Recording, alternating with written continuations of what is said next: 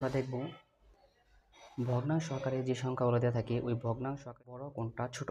তো এটা আমরা 1 সেকেন্ডের মধ্যে আমরা অ্যান্সারটা বাইর করতে পারবো কোন সংখ্যাটা ছোট কোন সংখ্যাটা বড়। যেমন এখানে আমরা একটা সংখ্যা নিলাম ভগ্নাংশ আকারে 5, নিচে হচ্ছে 8, সমান সংখ্যাটা হচ্ছে আরেকটা সংখ্যা নিলাম 9, আরেকটা সংখ্যা নিলাম 4। এখানে হচ্ছে দুইটা সংখ্যা। এখানে এই যে একটা সংখ্যা, এই যে একটা সংখ্যা, এই দুইটা সংখ্যার মধ্যে কোন সংখ্যাটা হচ্ছে বড় এটা আমাদের বাইর করতে হবে।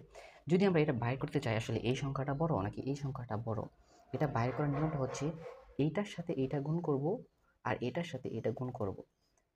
যদি গুণ করি 4 5 20, উপরে হয় 20 আর এটা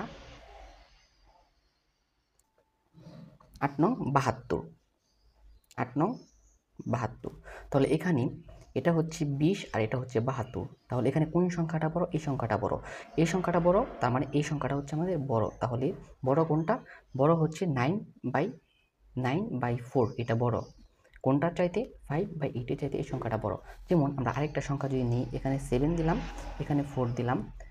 আরেকটা সংখ্যা হচ্ছে এখানে নিই আমরা 8, আর এখানে আমরা আরেকটা সংখ্যা নিলাম 3। সংখ্যার মধ্যে কোন সংখ্যাটা বড় কোন সংখ্যাটা ছোট?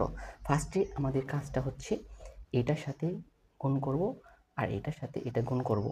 যদি আমরা গুণ করি 3 7 কত? 21, আর এখানে 4 8 32। তাহলে কোন সংখ্যাটা বড়? অবশ্যই 21 থেকে 32 বড়।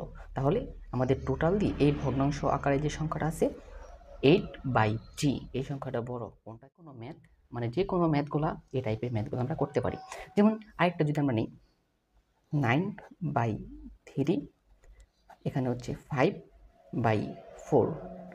এই দুটো সংখ্যার মধ্যে কোন সংখ্যাটা বড় এটা আমরা বাইর করব। যদি আমরা বাইর করতে চাই এটার সাথে এটার গুণ, এটার সাথে এটার গুণ, 3 5 কত? 15, আর এখানে কত হয়? 4 9 36। তাহলে কোন সংখ্যাটা বড়?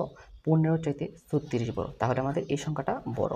এইভাবে আমরা যে কোনো ম্যাথ এই টাইপের আমরা বের করতে পারি। যদি তোমাদের ভালো লাগে তাহলে এই চ্যানেলটা অবশ্যই সাবস্ক্রাইব করবা, আর এরকম শর্ট মজার টিপস পেতে গণিতের আমাদের পাশে থাকো। ধন্যবাদ। আসসালামু আলাইকুম।